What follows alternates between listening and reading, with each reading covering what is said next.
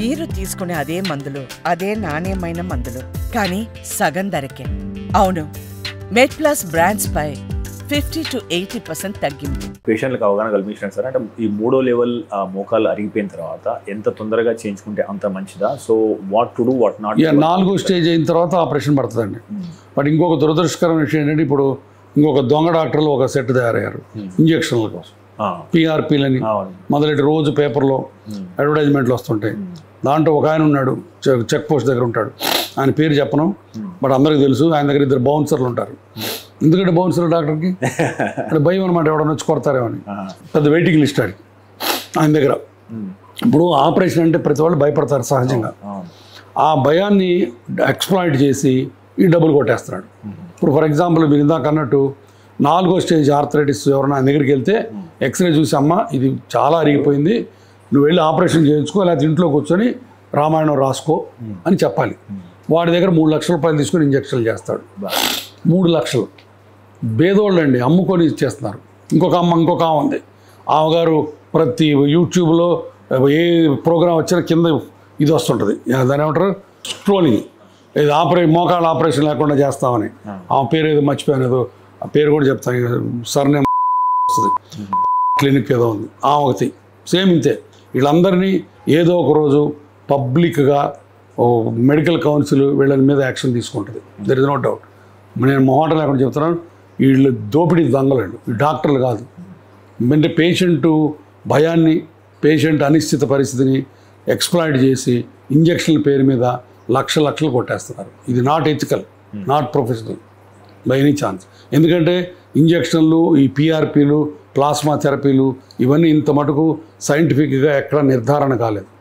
వీళ్ళందరూ దొంగ ప్రాక్టీసులు. వీళ్ళందరూ మళ్ళీ FDA అప్రూవ్డ్ అని ఒకటి, FDA అప్రూవ్డ్ నథింగ్ అసలు. తర్వాత పైనీర్స్ మేము కనిపెట్టామని చెప్పి ఇలాంటి అడ్వర్టైజ్మెంట్లు, సినిమా యాక్టర్లతో అడ్వర్టైజ్మెంట్లు చేయించుకొని రోజు పేపర్లు వేయించుకొని అమాయక ప్రజల్ని కొల్లగొడుతున్నారు. వీళ్ళని మటుకు ఖచ్చితంగా పేషెంట్లు మీలాంటి ప్రెస్ అర్థం చేసుకొని వాళ్ళ దగ్గరికి వెళ్ళకూడదు. సో అంటే 4వ స్టేజ్ వచ్చిందంటే ఒక మంచి డాక్టర్, మంచి హాస్పిటల్ చూసుకొని అది ఎంత తర్వాత ఇంకోటి గురువారెడ్డి దగ్గరికి వెళ్తే మోకాళ్ళ ఆపరేషన్ చేస్తాడు, ఇంకా వదిలిపెట్టడు అన్నది కూడా అపోహ. మా దగ్గర నేను రోజుకు 100 మందిని చూస్తా, దాంట్లో 30 మంది 40 మంది ఆపరేషన్. మేము కూడా నేనే కాదు ఎవరు అనవసరంగా ఒక్కళ్ళు ఆపరేషన్ చేయరు. తర్వాత మోకాళ్ళు 4వ స్టేజ్కి వెళ్ళినప్పుడే ఆపరేషన్, 3వ స్టేజ్కి వెళ్ళినా కూడా ఆపరేషన్ చేయం.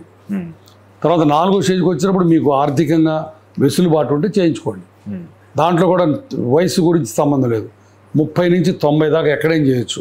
తర్వాత అది కూడా మేము మళ్ళీ ఒక రోజంతా పరీక్షలు చేయించి కార్డియాలజిస్టులు అందరూ చూసి వాళ్ళందరూ ఓకే అన్న తర్వాత ఆపరేషన్ చేస్తాం. సో ఇవన్నీ కూడా ఉంటాయి మా దగ్గర, చెక్స్ అండ్ బ్యాలెన్సెస్. సో అవి అంటే మీరు అంటే ఆపరేషన్ అయిన తర్వాత త్వరగా కోలుకోవడానికి అంటే పేషెంట్ ఇంటి దగ్గర ఏం చేయాలి? ఆపరేషన్ అయిన తర్వాత పేషెంట్ బేసిక్గా ఎక్సర్సైజ్ చేయాలి.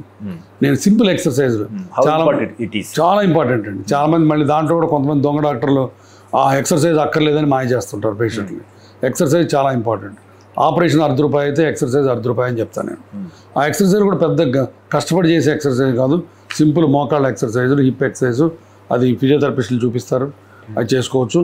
తర్వాత పేషెంట్ పాజిటివ్గా ఉండాలి. ఎందుకంటే ఆపరేషన్ అయిన తర్వాత ఈ కండల నొప్పులు, ఈ బోన్ నొప్పులు 2-3 నెలలు పడతాయి తగ్గడానికి. డిప్రెషన్లోకి వెళ్ళి తగ్గట్లేదు అది ఇది అని పక్కన వాడితో కంపేర్ చేసుకొని డిప్రెషన్లోకి వెళ్ళడం కరెక్ట్ కాదు. సో పాజిటివ్గా ఉండాలి, ఎక్సర్సైజులు చేయాలి, ఫిజియోథెరపిస్ట్కి సహకరించాలి, చాలు, అంతమించి ఇంకేమన్నా. సో 99% సక్సెస్ అండి మోకాళ్ళ ఆపరేషన్. చేయాల్సిన డాక్టరు చేయాల్సిన ప్లేస్లో చేస్తే దట్స్ ఆల్. అసలు భయపడాల్సిన పనే లేదు. ఓకే, ఈ తుంటి ఆపరేషన్ కొద్దిగా క్రిటికల్ సార్? తుంటి ఆపరేషన్ ఇంకా ఈజీ అండి. హిప్ జాయింట్ అయితే ఫర్గాటెన్ జాయింట్ అంటారు. మోకాళ్ళ కంటే ఇది నెల రోజుల్లో మానిపోద్ది. నెల రోజులు అసలు ఆపరేషన్ చేసామని చెప్తే తప్ప తెలియదు, అంత బాగుంటుంది హిప్ జాయింట్. దాన్ని అందుకని ఫర్గాటెన్ జాయింట్ అంటారు. మీ అన్న అప్పుడప్పుడు తెలుస్తుంటుంది తేడా, హిప్ జాయింట్ అసలు తేడా తెలియదు.